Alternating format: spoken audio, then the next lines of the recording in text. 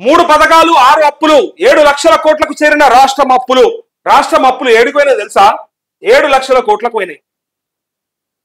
ఇక్కడ మనోళ్ళు చేసిన 5 నెలల అప్పు తెలుసా మీకు?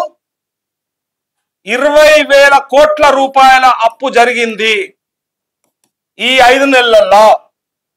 ఎప్పుడు ఎన్నికల కోడ్ పక్కకు పెడితే మిగిలిన రోజులలోనే 20,000 కోట్ల రూపాయల అప్పులు.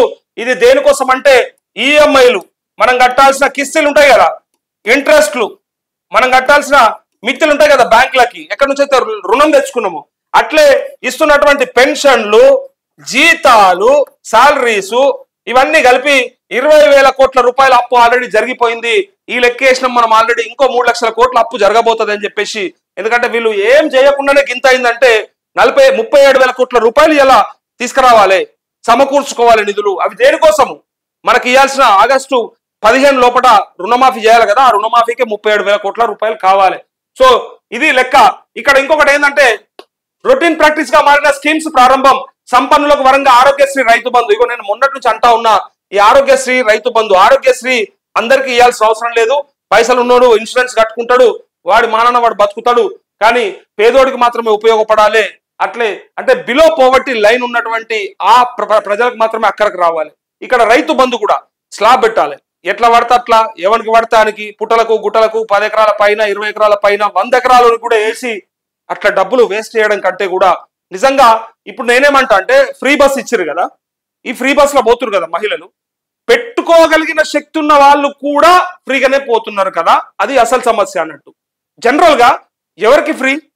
అందరికీ ఫ్రీ అని పెట్టారు కాబట్టి వాడుకుంటారని చెప్తారు, అది వేరే విషయం. కానీ ఫ్రీ అనేది ఎవరికి అవసరం అవుతుంది? ఆ 10, 20, 30 ఆ రోజుకి అది మిగిలితే ఇంట్లో కూరగాయలన్నా వస్తాయి అనుకునే మహిళకు కదా. నిజంగా చెప్పాలంటే మనస్ఫూర్తిగా చెప్పండి, మీరు లైవ్ చూస్తున్న వాళ్ళు కూడా కామెంట్ చేయొచ్చు. ఇంట్లో మహిళకి ఆ 20-30 రూపాయలు ఆయన బస్ కిరాయిలు మిగిలితే ఇంట్లో పిల్లలకు ఏమన్నా వస్తాయనో లేకపోతే కూరగాయలు వస్తాయనో ఆశించే మహిళకు కావాలి కదా. కిలో బియ్యం వస్తాయని చెప్పేసి అనుకునే ఒక గృహిణికి అవసరమవుతుంది ఆ ఫ్రీ బస్సు. కానీ కాసుల పేరేసుకొని 7 వారాల నగలున్న తల్లి కూడా ఎక్కి ఆమె కూడా 0 టికెట్ తీసుకొని ఎంజాయ్ చేస్తుంది అంటే ఆమె ఏడికి పోతుంది?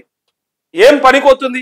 ఏ డ్యూటీ చేయనికి పోతుంది? పోతలేదు. అవ్వగారింటికో, అత్తగారింటికో, అక్క దగ్గరకో, చెల్లె దగ్గరకో తిరుగుతా ఉంది కదా. సో అక్కడే అనిపిస్తుంది అంటే ప్రజలకి ఏదైతే ఉపయోగమో అది అందిస్తే సరిపోతుంది. అనవసరమైన భారం ప్రజల మీద, అంటే ఇదే మన వ్యవస్థ మీద పడుతుంది. మనదే కదా డబ్బు. గవర్నమెంట్ అంటే ఎవరు? ఇక్కడ కూడా అంతే. రైతు బంధు 100 ఎకరాలోడు వ్యవసాయం చేస్తాడా? నాగలు పడతాడా? అసలు 10 ఎకరాలోడే పడతలేడు. 5 ఎకరాల లోడు కూడా ఇలా కౌలుకిచ్చి కూర్చుంటా ఉన్నాడు, అయితలేదు అవ్వంతోని. కాబట్టి రైతు బంధుకు నిజంగా స్లాబ్ పెట్టాలని చెప్పి ప్రజల నుంచి వస్తున్నటువంటి వినతి ప్రకారంగా ఈసారి దాని గైడ్లైన్స్ మారే అవకాశం ఉంది. సో అవి చాలా సంపన్నులకు మాత్రం వరంగా మారింది అది. సో దళిత బంధులో ఎమ్మెల్యేలకు 30% కమిషన్. ఈ దొంగల గురించి మనం గతంలో ఆడియో కూడా విన్నాం, మనం చూసినాం చాలా సార్లు. అరే మాట్లాడుకున్నాం కూడా. స్వయంగా కేసీఆర్ నోట్లకి వచ్చింది వచ్చే 10 లక్షల 3 లక్షల దొంగలు దోసుకుంటారట అని చెప్పి. 6 గ్యారంటీలు ఇచ్చిన కాంగ్రెస్ 10 ఏళ్లలో ఆశించిన స్థాయిలో పెరగని ప్రజల జీవన ప్రమాణాలు. రాష్ట్రంలో ఇప్పటికీ ఆకలి బాధలు, ఆత్మహత్యలు. 9 ఏళ్లలో సంక్షేమానికి 2 లక్షల కోట్లు ఖర్చు మాత్రం సగమే అని చెప్పి. ఇగో సంక్షేమంలో ఒకసారి చూడండి, 9 ఏళ్లలో ఏమంటారు? 7 లక్షల కోట్లు అప్పు చేస్తే అంత మనకే పెట్టిర్రా అని అడుగుతారు కదా.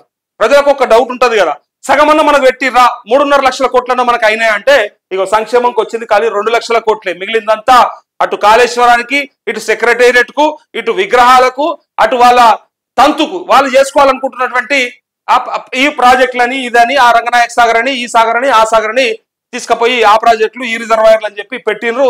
మరి అవి ఎంత అక్కడికి వస్తాయి ఏందనేది ప్రజలందరికీ తెలుసు.